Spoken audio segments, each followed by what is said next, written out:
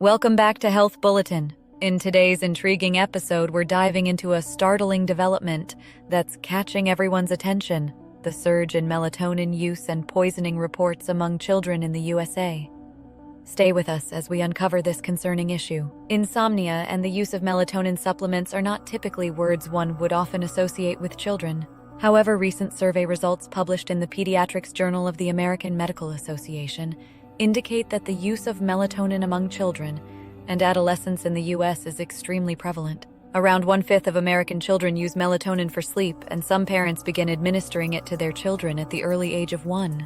The United States has seen a rapid rise in pediatric melatonin use due to sleep problems. Some clinicians attribute these sleep problems to an increase in mental illness and screen use. Based on the survey results from NIH between 2017 and 2018, it is concerning that approximately 1% of children and adolescents under 19 years of age reported using melatonin in the past 30 days. The study's findings suggest an approximately 20% increase in the use of melatonin.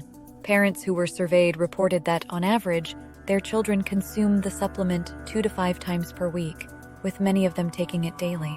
The common use of melatonin has also contributed to a surge in melatonin poisoning. From 2012 to 2021, there was a staggering 530% rise in the number of melatonin ingestion incidents reported among children in the United States, as recorded by Poison Control Centers. These incidents included cases that led to hospitalizations and, unfortunately, some deaths. Many people believe that children don't experience sleep issues, but this is a misconception. Kids have always had sleeping problems, and these don't differ much from those of adults. COVID has also escalated problems.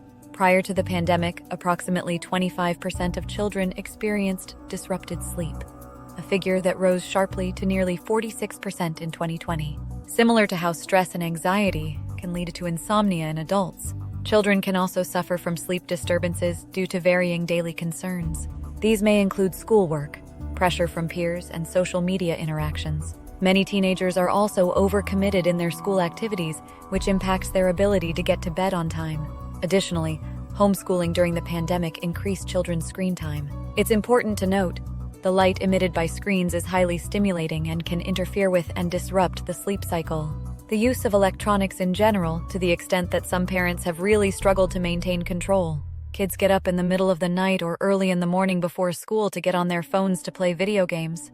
Researchers believe screen use is the main problem causing disordered sleeping in children. Autism and ADHD, whose rates have been growing among children, are also associated with poor sleep and difficulty falling asleep.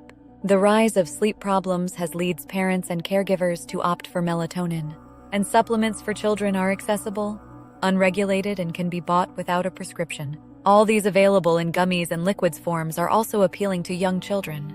According to the study, the majority of parents have at least tried using melatonin for their child, either a recommendation from a general pediatrician or on their own.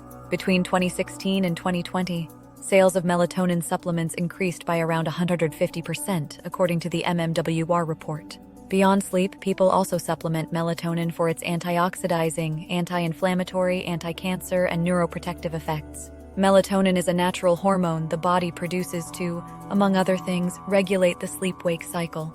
Light suppresses, while darkness stimulates the release of melatonin from the pineal gland. Generally, melatonin supplements are advised to be taken 1 to 2 hours before bedtime to mimic the natural cycle. If taken later, it might be that the window of opportunity has been missed. Melatonin's effects only last about 2 hours. It's going to facilitate falling asleep quicker, but it's not going to be around long enough to impact sleep quality. Parents often find that melatonin helps at first, but over time, it might not work as well, and they might need to give a higher dose. Doctors typically advise against the use of melatonin supplements for healthy children under the age of 3, as issues staying asleep in this age group are almost always related to behavioral factors. Yet there have been numerous cases of melatonin use in infants and toddlers. High melatonin levels have also been detected in deceased children. The biggest issue is easy access to melatonin and its ill-perceived safety. The biggest concern remains, how do we fix this? As per a sleep specialist, for children, insomnia is very much a behavioral issue driven by poor sleep habits. The majority of children have behavioral insomnia or restless legs. Restless leg syndrome is often related to iron deficiency, and supplementation with iron can help. Behavioral insomnia is a type of sleep problem. It includes 2 kinds: Sleep association insomnia and limit-setting insomnia. Limit-setting insomnia happens when parents don't set bedtime rules because they give in to their child's ways of avoiding bedtime. These ways can be crying, tantrums, asking lots of questions, throwing things, going to the bathroom a lot, asking for drinks and more hugs, and saying they have important things to talk about. It's a lot like dealing with obesity. To help kids with obesity, you need to focus on the whole family's health. It can be really hard to get parents to change their habits, and even harder to make them do it for their kids. Next time, instead of using melatonin, parents should try setting a regular bedtime routine and good boundaries for the whole family. This can help both children and parents get a good night's sleep. Thanks for watching.